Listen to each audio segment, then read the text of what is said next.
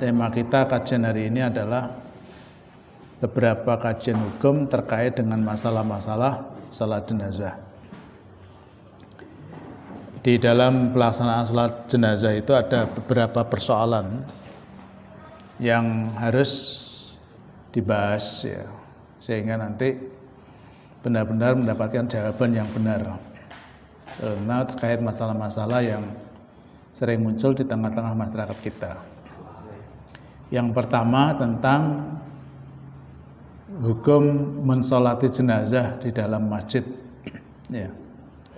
Hukum mensolati jenazah di dalam masjid. Nah, persoalan ini muncul karena ya, ada hadis dari Sa'ad bin Waqqas. Ya. Ketika Sa'ad bin Waqqas meninggal dunia, lalu Aisyah mengatakan, masukkan dia ke dalam masjid sehingga aku bisa mensalatkan. Namun sebagian sahabat tidak menyetujui. Ya, tidak menyetujui itu karena mungkin menurut pandangan mereka jenazah kok disalatkan di masjid itu ya.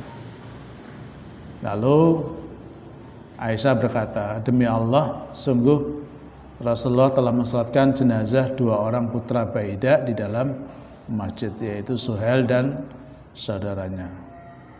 Nah, dari hadis ini bisa kita pahami bahwa sebenarnya salat jenazah di dalam masjid itu pernah dilakukan oleh Nabi Shallallahu Alaihi Wasallam. Tapi kan kebanyakan masyarakat kita kan tidak semua gitu.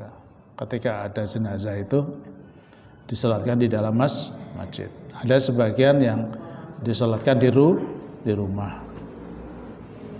Nah, kenapa gitu ya? Kenapa ada sebagian masyarakat muslim itu mensalatkan jenazah itu cukup di rumah? Karena mungkin menurut pandangan mereka bahwa salat yang difardukan di masjid itu hanya salat-salat yang kaitannya berjamaah.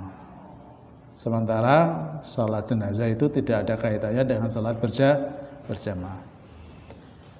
Kalau saya melihat begini, tempat itu dijadikan sebagai tempat salat karena bisa menampung banyak orang, gitu ya. Bisa menampung banyak orang. Di dalam hadis yang lain kemarin sudah kita bahas ya, bahwa sunnahnya jenazah itu ya, menurut sunnah ya, itu kan disalatkan minimal jumlahnya 40. Di hadis yang lain minimal jumlahnya sampai mencapai 100 ya. Tapi jumlah ini bukan sebuah kemestian. Artinya kalau kurang dari 40 atau kurang dari 100 itu tetap boleh ya, tetap boleh. Ya, tetap boleh. Nah, kenapa semakin disalatkan banyak orang itu semakin baik? Ya, karena berarti yang pertama semakin banyak yang mendoakan. Ya.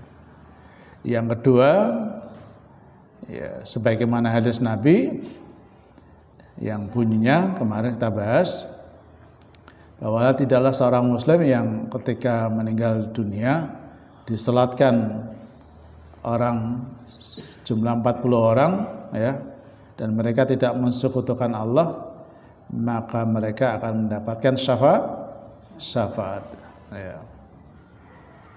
Bahkan dalam hadis yang lain, jika disalatkan 100 orang, maka doa mereka menjadi syafaat bagi yang meninggal dunia. Nah, artinya bahwa ini menjadi penting. Yang ketiga, nah, dengan salat di tempat yang luas itu bisa memungkinkan seseorang itu bisa mengikuti salat jenazah secara bersama-sama. Kemudian jenazah bisa disegerakan untuk dibawa ke tempat makbarah. Sebagaimana hadis asri'u bil janazah, bersegeralah kamu dalam urusan jenazah. Sehingga kalau disalatkan di masjid itu bisa menampung banyak orang. Bisa menampung banyak orang.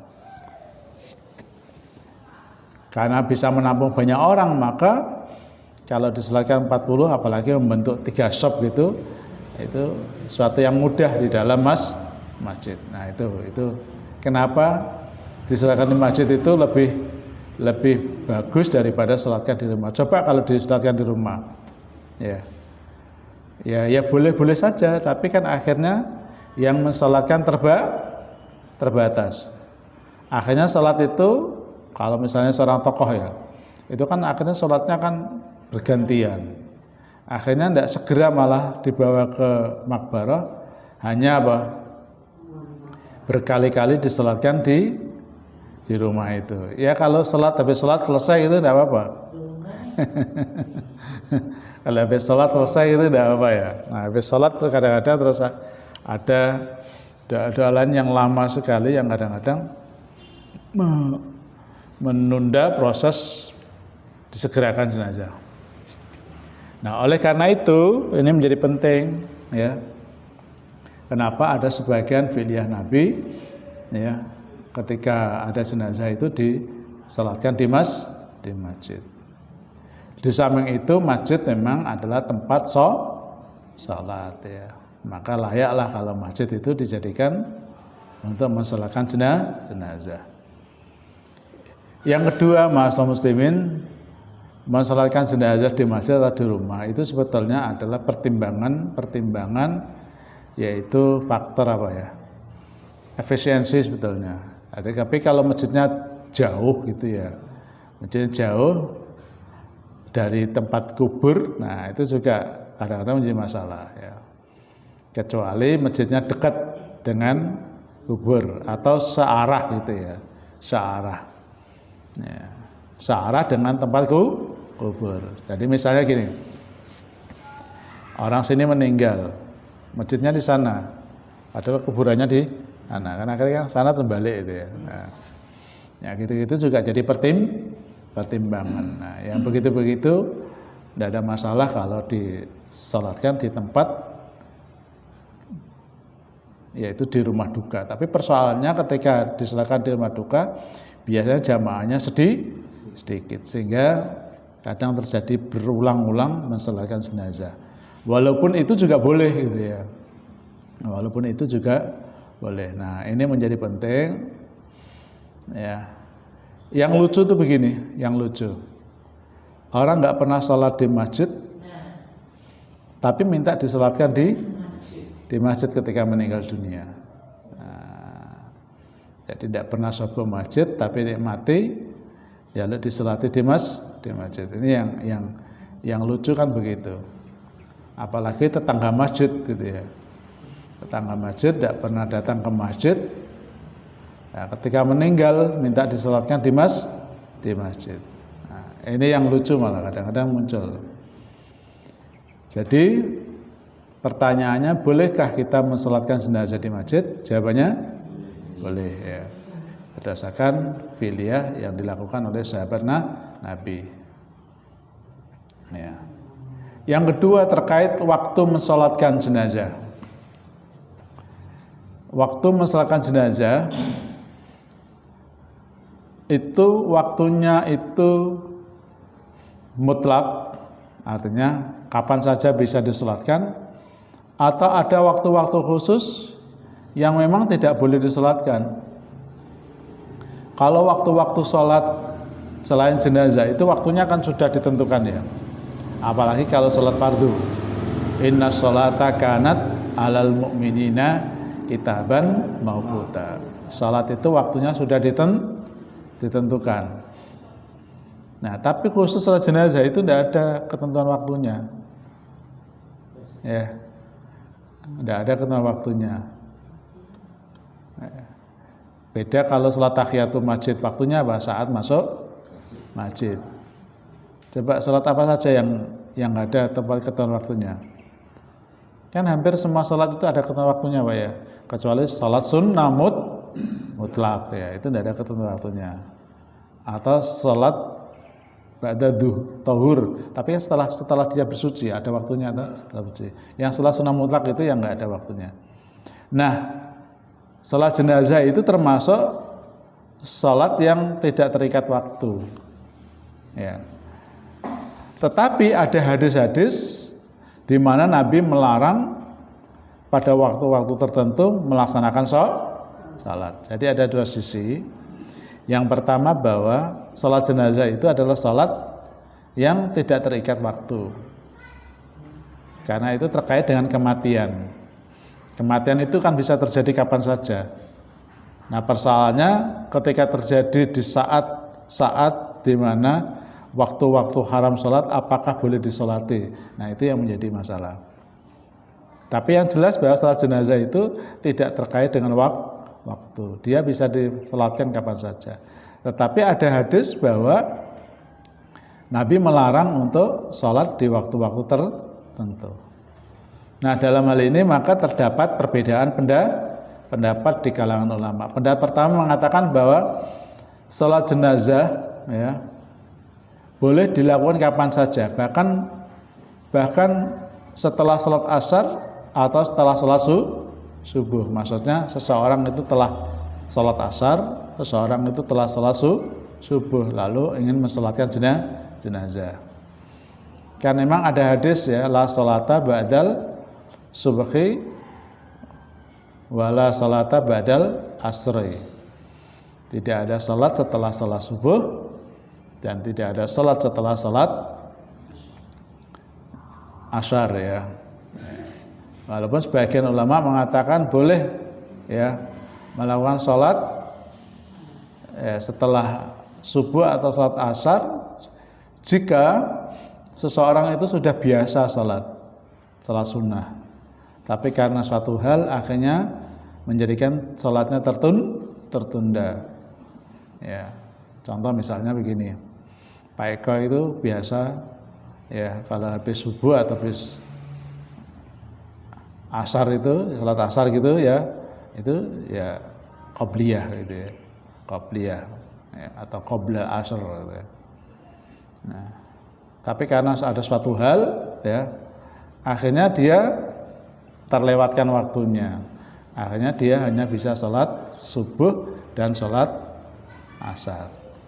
Nah, boleh nggak mengganti tadi qobliyah subuh atau qoblal asar yang terlewatkan dilakukan setelah salat subuh dan asar. Sebagian ulama mengatakan boleh karena itu pernah dilakukan oleh Nabi. Tapi sebagian ulama mengatakan tidak boleh ya. Karena larangan itu bersifat mutlak. Termasuk mensolatkan jenazah. Nah, tapi ada pendapat mengatakan bahwa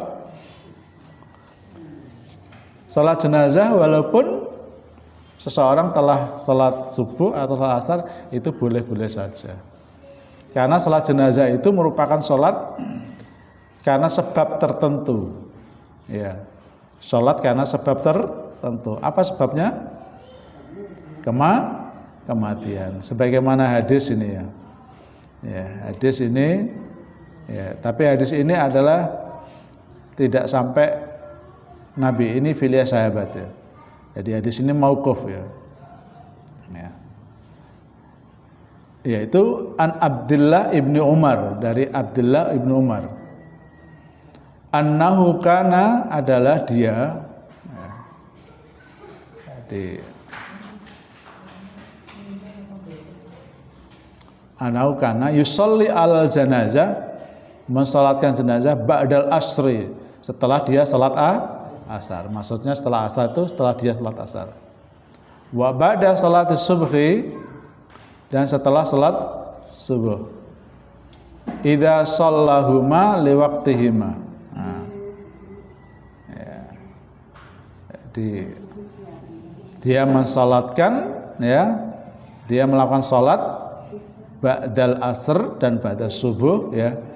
Padahal saat itu terkait dengan jenazah. Nah, artinya ini merupakan filia sahabat, ya, tidak sampai kepada Nabi, ya, tidak sampai kepada Nabi. Hadisnya hadis mauquf ya, hadis mauquf ya. Karena hadis mauquf sebagian ulama menolak ini ya, menolak hadis ini. Tapi kan persoalannya kan jenazah itu kan karena sebab tertentu ya, karena sebab tertentu. Karena sebab itu menjadi boleh gitu ya. Seperti jangan masuk masjid ya. Walaupun setelah asar begini ya, masuk masjid sambil nunggu kajian, boleh nggak tahiyatul masjid? Sebagian ulama mengatakan boleh ya. Sebagian lain mengatakan tidak boleh karena terkait dengan waktu-waktu mutlak. Maka ada pendapat yang kedua, nah ini pendapat kedua. Salat jenazah ba'dal asar dan ba'dal subuh tidak diperbolehkan. Karena termasuk waktu-waktu yang apa? Dilarang ya, waktu yang dilarang. Nah, ini waktu yang dilarang. Nah, waktu yang dilarang itu maksudnya ya semua sholat. Termasuk sholat jenazah. Nah, itu ya. Ada hadis la salata ba'da subhi hatta tatlu asyamsu. Wala salata ba'dal asri hatta taghiba asyamsu. Hadis ini dari Nabi berupa larangan, tidak ada sholat. Itu maksudnya semua sholat. Sholat apa saja gitu ya. Ya, setelah subuh sampai terbit matahari, dan tidak ada sholat asar sampai terbenamnya matahari, maksudnya setelah sholat maghrib ya. Nah, dua pendapat ini tidak bisa dikompromikan, tidak bisa dikompromikan. Kita tinggal milih pendapat aja ya, karena kan tidak ada cara mengkompromikan ya. Yang satu mengatakan boleh, yang kedua mengatakan tidak boleh. Bisa dikompromikan enggak? Enggak bisa ya, enggak bisa. Maka jangan bisa memilih pendapat. Kalau jangan merasa kuat dan pendapat yang kedua ya sudah pada apa? Pada subuh atau pada asar enggak ada salat jamaah. Jadi ditunda gitu. Ditunda. Biasanya kalau di Paciran begitu ya. Tapi kalau jangan mengatakan bahwa sholat jenazah itu adalah sholat karena sebab tertentu, maka tidak harus ditunda. Karena pada hadis yang lain, asri'u bil jenazah, segerakan dengan jenazah. Jadi jangan ditunda. Kecuali, nah ini kecuali ya, waktu mensolatkan jenazah itu ternyata antara setelah asar dan maghrib itu sangat dekat. Maka lebih baik kita tunda biar kita tidak ketinggalan sholat berjamaah gitu ya, berjamaah. Tapi biasanya kalau di makam habis maghrib itu ya isaknya ya hampir juga nggak bisa berjamaah ya. kan tidak bisa menguburkan jenazah itu hanya setengah jam, kan tidak bisa ya. Nah, orang perjalanan gitu ya. Ya, nggak isa ya ora iso gitu. Ya, jadi persoalannya bukan karena sholat berjamaah maghribnya, tapi persoalannya adalah ya karena larangan itu. Ya. Nah, oleh karena itu ya tinggal memilih, jangan ikut pendapat pertama atau yang kedua. Nah, ini beberapa pendapat yang sering muncul. Ya. Baik, sampai sini dulu. Ada pertanyaan, dua masalah yang menjadi pembahasan. Yang pertama, sholat jenazah di masjid boleh tidak? Jawabannya boleh, ya boleh. Bahkan kalau di masjid memungkinkan bisa menampung jamaah lebih banyak, sehingga semakin banyak itu semakin baik. Nah, yang terjadi kan gini, wis disolati lah, pemilu nyolati kan gitu. Nah, itu yang sering gitu ya. Atau dia bertakziah itu tidak ada niat untuk ikut menyolatkan.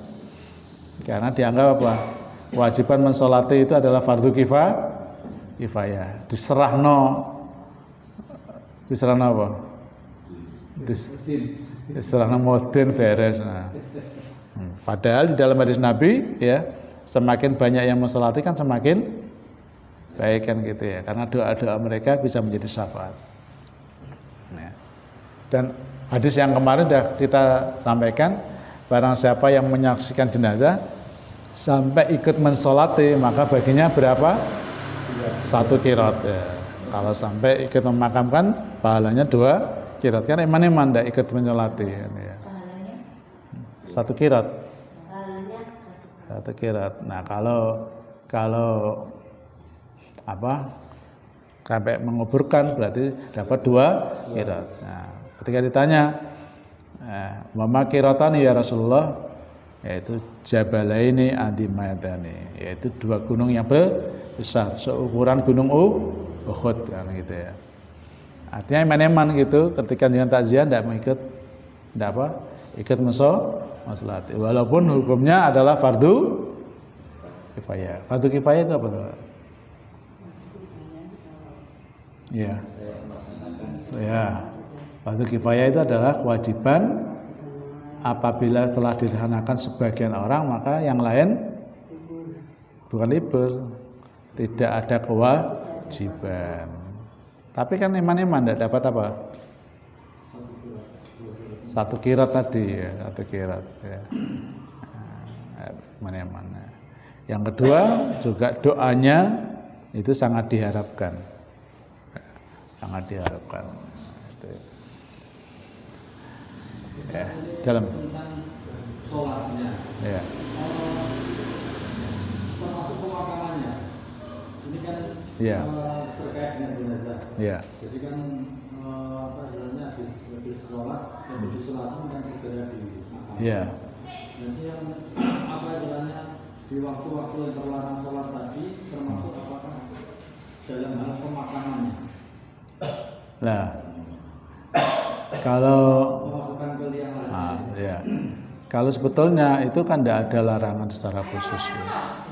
Karena begini, kan hadisnya kan asri'u bil jenazah, segerakanlah dalam pengurusan jenazah, maka jangan ditunda-tunda. Nah, kata-kata jangan ditunda-tunda itu maksudnya ya disegerakan gitu. Segerakan. Nah, apalagi pemakaman itu tidak ada kaitannya dengan waktu, kapan saja bisa. Cuma tadi terjadi perdebatan pendapat ya. Hadisnya memang tidak ada salat setelah asar dan tidak ada salat setelah subuh, nah, termasuk pemakamannya otomatis ya. Karena kalau habis disolatkan kan mesti segera dimakamkan ya. Jadi makamkan itu kaitannya dengan salat, tidak mungkin ya. Gitu lah ya. Nah, jadi itu di waktunya salat. Monggo Pak Eko. Terkait tadi mensolati di masjid tidak apa-apa ataupun di rumah. Sebagian teman-teman kemarin ada yang mensolati di kuburan, itu gimana Ustaz? Nah, mensolati di kuburan itu karena memang ada dalil ini. Nanti sebetulnya ada kajiannya ya. Nah ini hadisnya. Tapi ini hadis ini diperbincangkan ya. Maksudnya diperbincangkan makna matanya. Anna rajulan aswada awim ro'atan sauda. Ada seorang laki-laki berkulit hitam, di matanya yang lain wanita berkulit hitam. Ia biasa membersihkan masjid. Nah, ada marbot masjid lah kira-kira ya. Pamata. Nah, laki-laki itu meninggal. Padahal dia sering ketemu Nabi. Saat itu Nabi merasa kehilangan. Biasanya ini sering bersih-bersih masjid kok sekarang nggak ada. Kemana gitu ya. Lalu ketika Nabi bertanya ditunjukkan mata Nabi. Sudah meninggal Nabi. Meninggal kok menang-menangan ya. Tunjukkan aku tempat kuburnya. Nah, gitu. Lalu ditunjukkan tempat kuburnya. Nah, fa'ata qabraha, lalu Nabi mendatangi kuburnya, fa shalla 'alaiha. Apa? Fa shalla 'alaiha. Lalu Nabi shalla itu artinya apa? Mana yang nampak? Shalla itu mana yang nampak apa? Ya mensolati. Lalu Nabi mensolatkannya. Nah, dari sini ada sebagian pendapat mengatakan bahwa mensolati jenazah itu boleh. Iya, di kuburan itu boleh. Ya, mensolati jenazah di kuburan itu boleh. Dengan catatan seseorang itu yang pertama belum mensolatinya. Yang kedua adalah dia tidak dengar berita tentang kematian.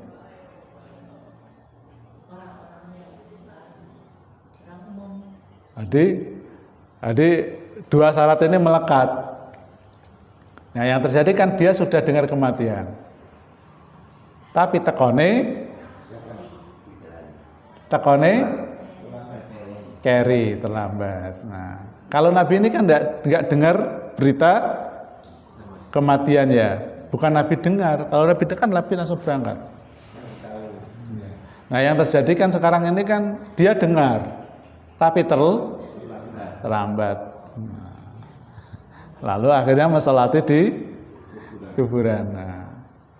Nah, kalau mau apa adanya hadis ini kan begitu. Kalau hadis ini dimaknai sholat itu sholat. Ya, kalau sholat itu dimaknai sholat. Fasholla alaiha, maka Nabi mensolatinya. Tapi ada ulama mengatakan yang lain, fasholla itu maksudnya mendoakan. Karena sholat itu sendiri kan doa ya. Jadi fasholla alaiha, lalu Nabi mendoakannya.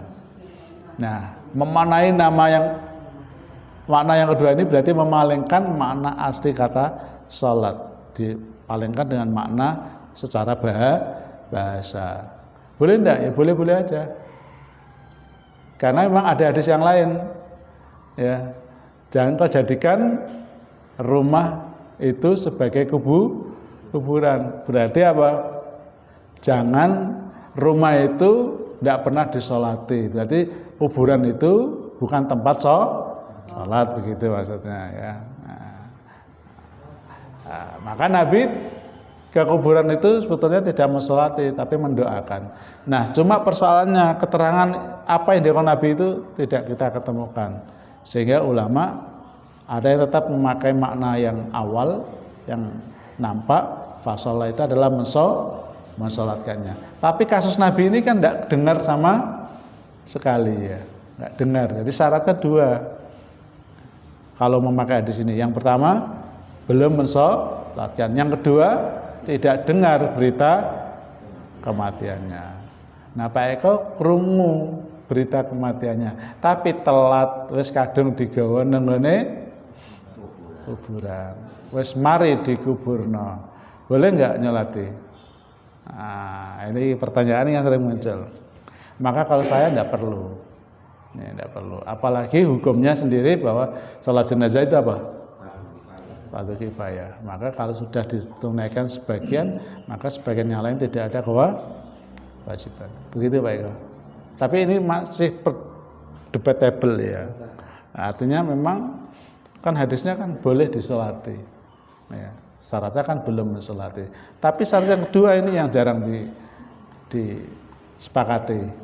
Apakah yang mensolati itu dengar berita kematiannya atau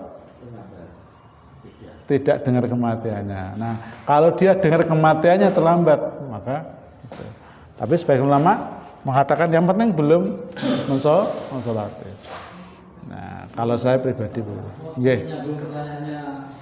Baik, iya.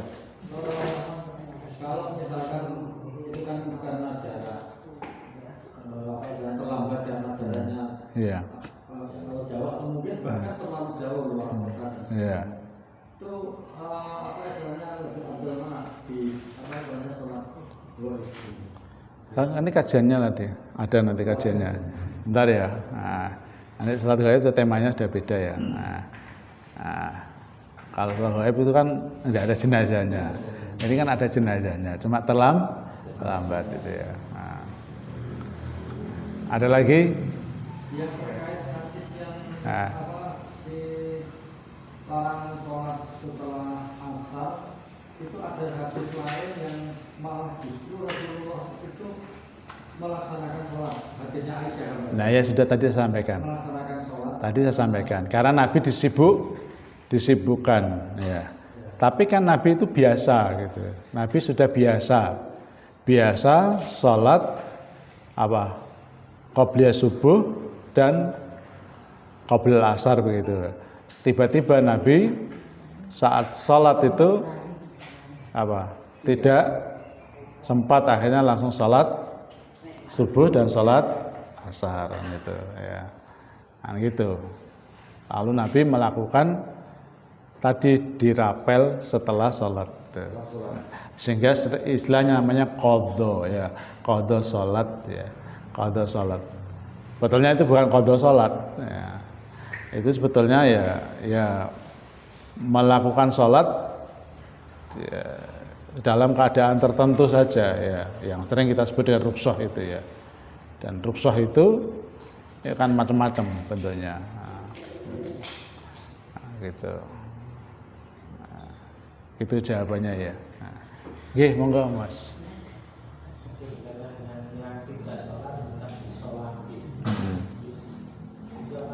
Nah, kita bahas nih. Sekarang kita bahas dua dulu ya. Nah, nanti sambil lompat-lompat ada apa ya? Ini salat dari kuburan tadi ya. Nah, sekarang orang mati dalam keadaan tidak pernah sholat. Orang mati dalam keadaan tidak pernah sholat. Apakah ketika mati harus disolati? Jawabannya gimana?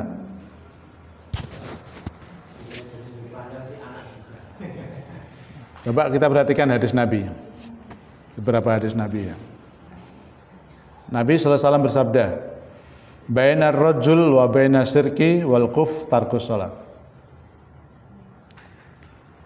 Pembeda seseorang disebut muslim atau kafir gitu ya.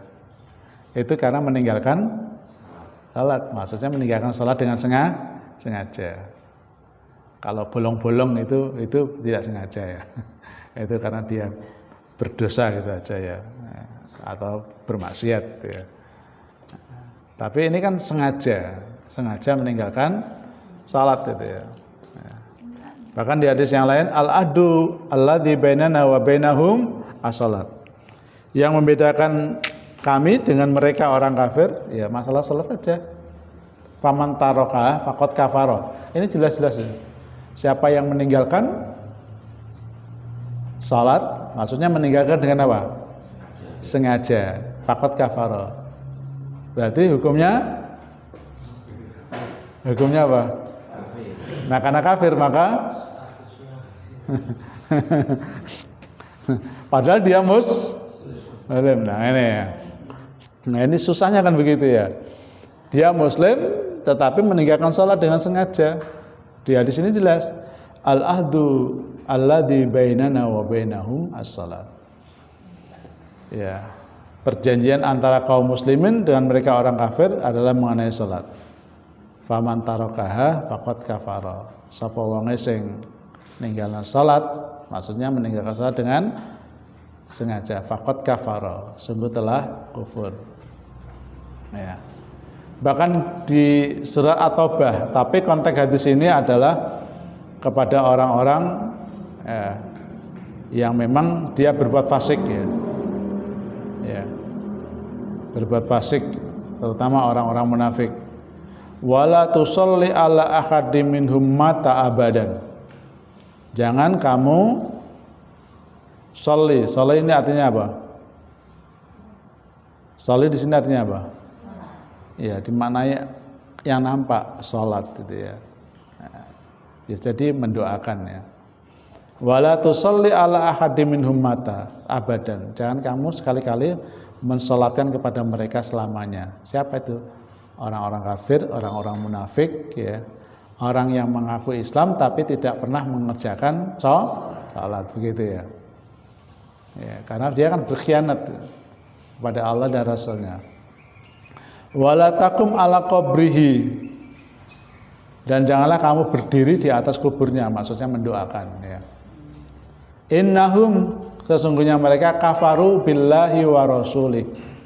Telah kufur kepada Allah dan Rasulnya. Wa matu, dan mereka saat mati wahum fasikun. Mereka adalah orang-orang yang fasik. Orang fasik itu apa tuh, Pak? Kemarin pernah kita bahas fasik. Fasik itu adalah orang yang durhaka kepada Allah dan Rasulnya secara sengaja. Antara fasik dan kafir itu hampir sama. Cuma kalau kafir itu biasanya dia tidak beriman sama sekali kepada Allah. Iya. Iya. Tapi kalau fasik dia itu beriman. Tapi apa? Tidak melaksanakan. Lima taquluna ma la taf'alun. Nah, itu. Mereka berkata beriman tetapi tidak mewujudkan keimanannya dalam sebuah perilaku yang nampak. Nah, itu. Kabura maqtan indallah an taqulu ma la taf'alun.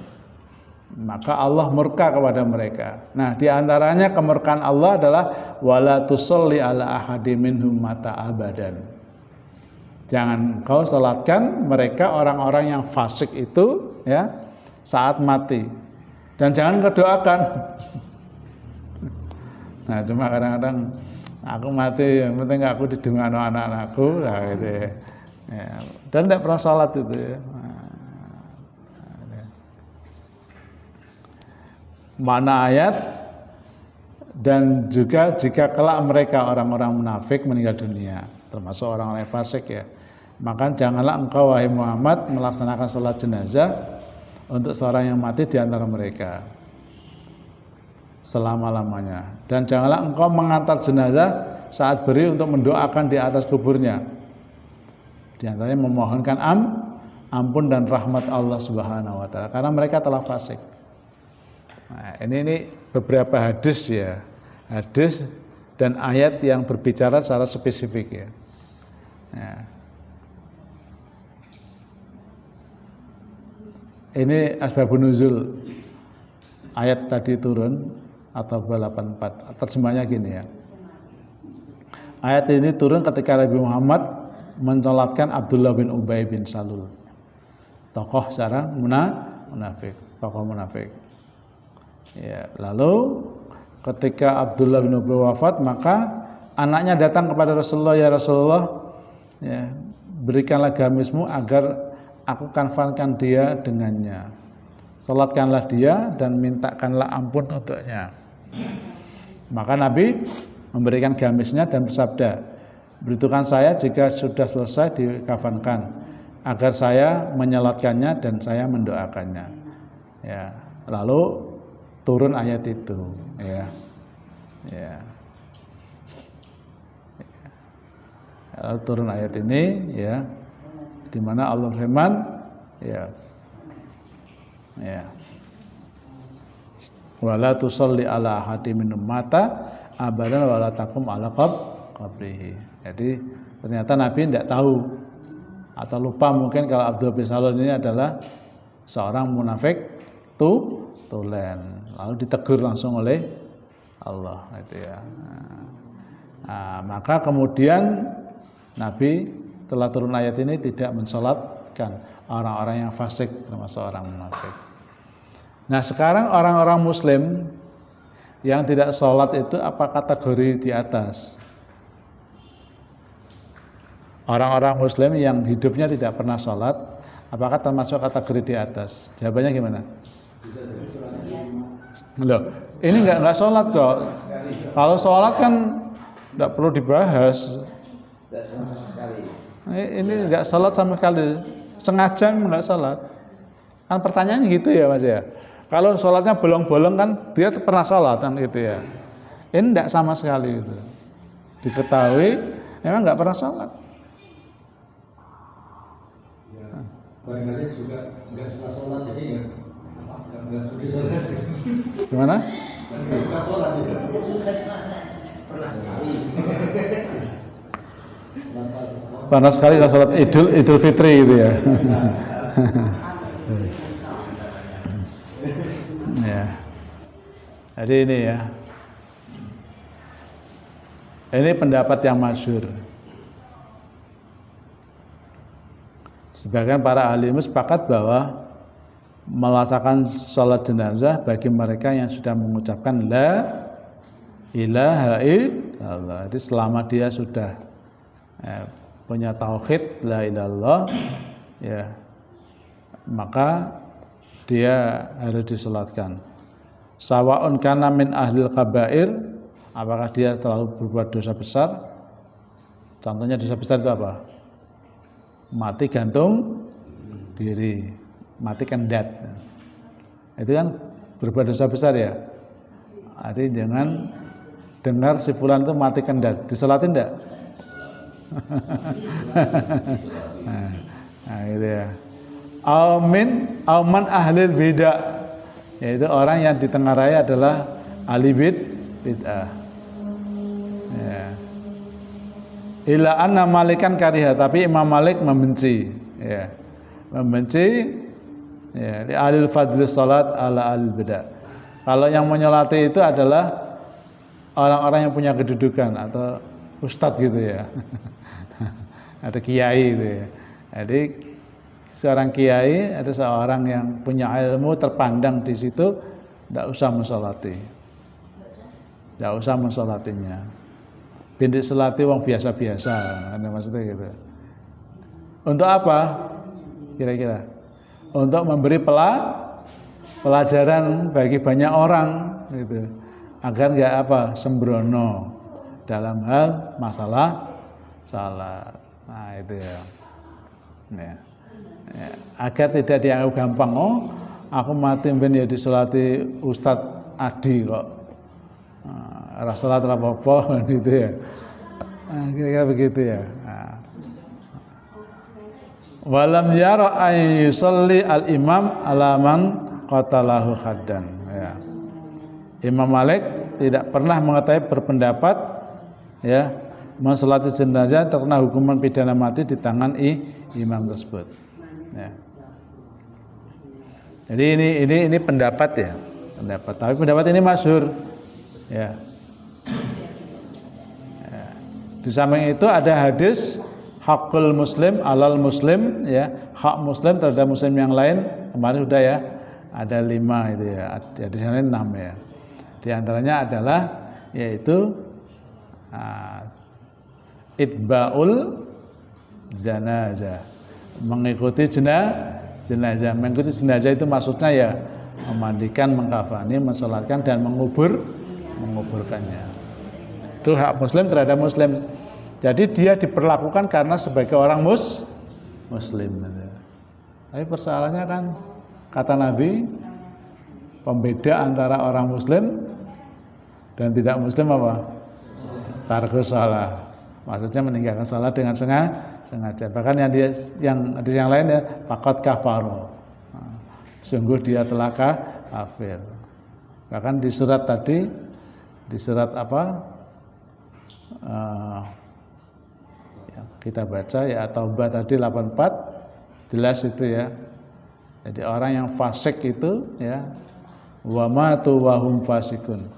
Orang yang meninggal dunia dalam kondisi fasik itu tidak layak diselati dan diakan. Jadi kalau fasik itu kan berarti kan orang zina mati, nah kan fasik ya. Orang bunuh diri mati ya. Bunuh diri itu mati ya. Atau orang yang tidak karena sebab tertentu tapi tidak pernah melaksanakan sholat, itu kan fasik ya. Maka tidak perlu disolati. Nah, dua pendapat ini berbeda antara satu dengan yang lain. Kesimpulannya begini. Hadis di atas menyatakan bahwa orang Islam, Muslim belum sempurna keislamannya kalau belum memenuhi rukun 5 rukun tersebut. Sebagian ulama menyatakan bahwa seorang belum menjadi Muslim sejati kalau belum memenuhi 5 rukun termasuk sholat. Dengan kata lain, Muslim itu ada beberapa tingkatan. Jadi Muslim itu ada beberapa tingkatan. Muslim KTP, Muslim apa kejawen, Muslim apa? Muslim nasionalis. Muslim nasionalis itu ya agamanya Muslim, tapi pilihan partainya itu partai nasional. Jadi kalau sampean nyoblos Gerindra itu berarti Muslim nasionalis, Munas. Jadi kalau sampean milih Golkar berarti Munas. Muslim nasionalis. Ya itu hanya sebutan aja ya. Ya. Dan kadang-kadang itu orang seneng itu disebut orang apa, orang Jawa kejawen itu ya.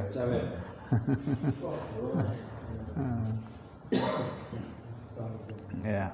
Jadi dia itu Muslim tapi masih melakukan amalan-amalan ya, yang bertentangan dengan Islam ya. Apalagi di bulan Syura ya.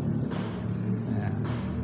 Tadi pas kajian di situ sampaikan ya, ada tanya ya, banyak orang Muslim di Indonesia tapi perilakunya tidak menampakkan kemuslimannya. Nah, berarti kalau seperti itu kan berarti kan dia fasik ya, dia fasik. Kata Allah, wa matum wahum fasikun. Mereka mati dalam kondisi fasik, belum sempat bertaubat kepada Allah. Nah, itu ya. Jadi orang Muslim itu tingkat-tingkatan. Ada orang Muslim yang hanya mengucapkan syahadat.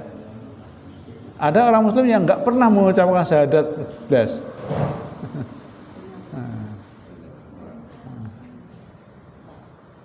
Padahal dia belum pernah mengerjakan salat. Maka orang seperti itu digolongkan sebagai orang Muslim enggak? Ya orang Muslim karena KTP-nya Muslim. Masa jenenge Abdullah itu kok non Muslim, kan enggak pantas ya. Nah kalau nggak pernah salat itu ya emang belum dapat hidayah, itu aja ya. Yang ketiga bahwa orang yang telah masuk Islam kedudukannya sama dengan orang Muslim. Ini ya, ini pendapat yang juga diambil di Fatah ya. Maka mempunyai hak yang sama dengan Muslim yang lainnya, termasuk disolati jenazahnya. Maka teman atau tetangga kanan kirinya juga wajib mensolatinya. Tapi ada tambahan ya, jika seorang tokoh dianjurkan tidak harus mensolatinya untuk memberi pelajaran itu ya.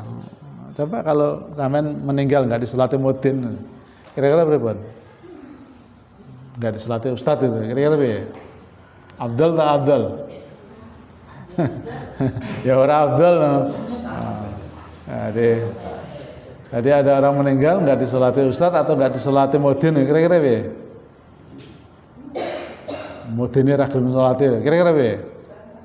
Jadi bahan apa? Jangan perbicaraan ya. Nah, itu Mas Razi ya.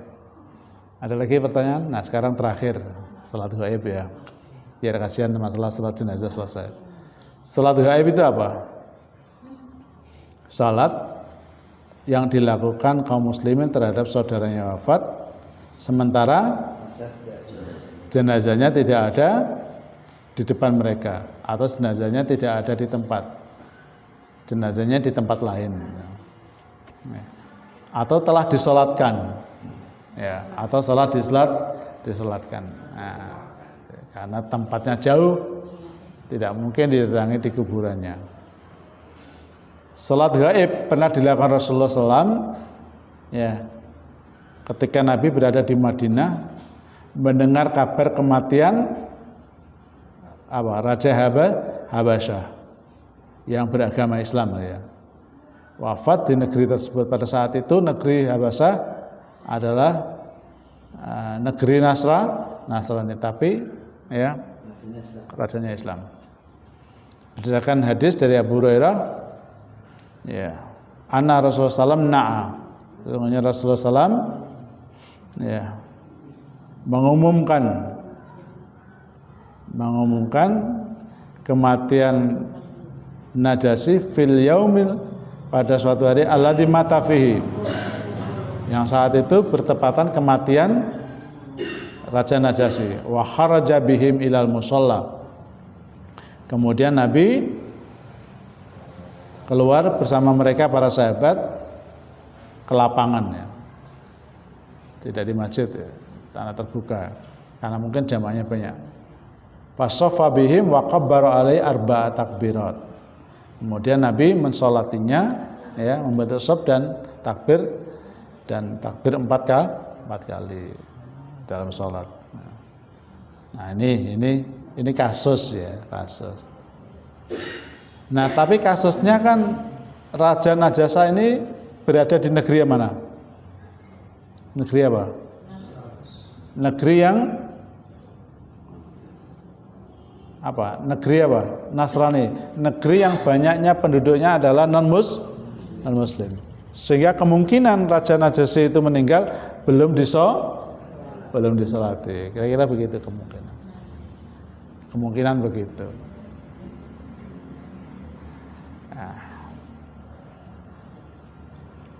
Nah, oleh karena itu muncul berbagai pendapat. Pendapat pertama bahwa sholat gaib itu adalah masru', ya, hukumnya sunnah, ya. Baik yang bersangkutan telah disolati maupun belum. Yang kedua, ini Imam Malik berpendapat begini, ya, bahwa sholat gaib yang dilakukan Nabi itu hanya sifatnya khususiyah. Khususiyah itu apa? Ya khusus kepada Najasyi. Setelah itu tidak pernah ada berita kalau Nabi sholat jenazah. Itu ya. Jadi ketika ada berita kematian lain, Nabi tidak pernah mensolatkan. Jadi itu khusus saja, khusus. Ya, kasusnya ini. Ya. Jadi peristiwa ini tidak pernah ada kecuali pada kejadian meninggalkan Raja Najasyi. Jadi khusus ya. Karena khususnya berarti selain Najasyi tidak boleh. Nah, pendapat ketiga begini.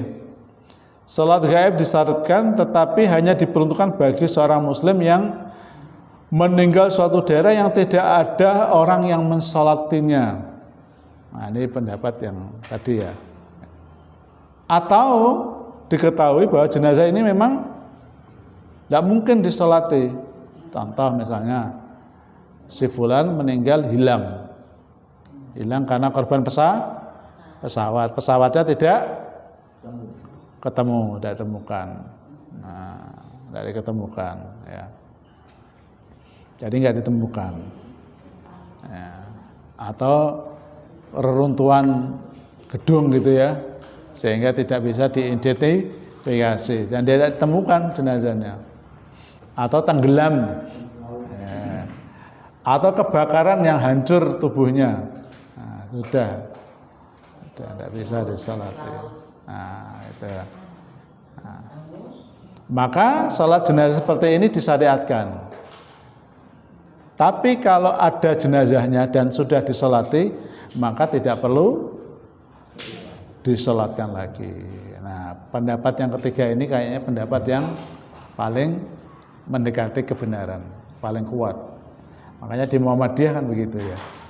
Jadi salat jenazah itu jarang ada salat gaib. Jika seseorang yang meninggal dunia itu sudah pernah disolatkan. Nah, itu jawaban yang tadi ya. Nah, ada pertanyaan lagi? Iya. Tentang sholat gaib. Ya. Apakah pahalanya sama dengan sholat biasa tadi, sholat jenazah biasa yang musafir? Ya, kita kembali kepada keumuman hadis ya. Keumuman hadis.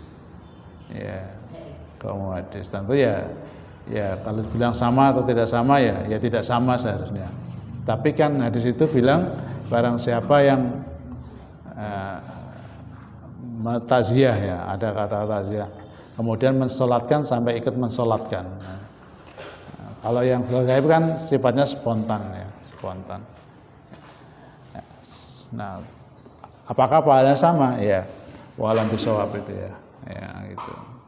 Satu lagi. Ya, terakhir ya. Iya. Terkait dengan sholat gaib sudah dilakukan. Ya. Karena mungkin berita tenggelam tadi, Ya. berita tenggelam sudah 3 hari. Ya. Istilahnya kapalnya sudah tenggelam selama 3 hari. Secara otomatis sudah disolati. Ya. Sholat gaib sudah dilaksanakan. Tetapi hari kelima ketemu. Nah, setelah ditemukan disolati kembali kepada hukum asal. Nah, dimandikan, dikafani, disolatkan dan dikuburkan. Kembali kepada hukum asal. Kalau kan sudah maaf dari kelima atau tujuh itu kan sudah enggak apa Ya, maka di sini ada cara memandikan. Ya. Jadi memandikannya tentu nggak sama dengan jenazah yang dalam kondisi utuh. Jangankan yang begitu, yang infeksius saja caranya beda. Nggak boleh diperlakukan sama.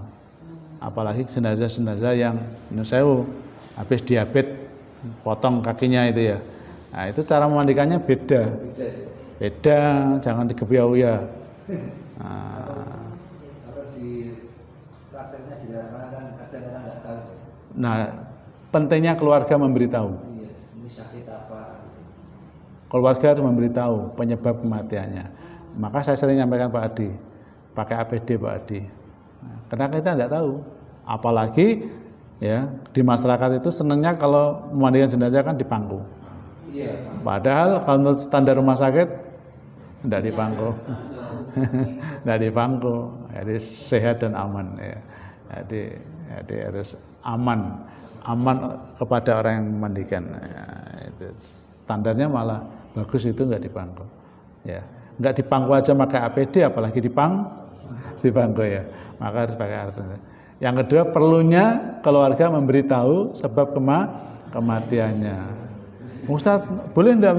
Boleh kalau kepada petugas. Nah, petugas ini kan orang terpayah yang menjadi wakil keluarga, dia enggak boleh menceritakan sembarang orang. Jadi kalau dalam posisi potong kakinya gitu, kan otomatis kan bau ya. Maka dia harus dikasih air klorin dulu. Diklorin dulu Pak Adi. Diklorin dulu sehingga nanti baunya hilang. Walaupun tidak 100%. Nah, kalau sudah dikasih klorin itu tidak perlu nanti disiram pakai air, yang disiram pakai air yang daerah-daerah lain yang tidak luka. Jadi jangan digebiau ya. Wong wis mati ya kok. Belum ada ya?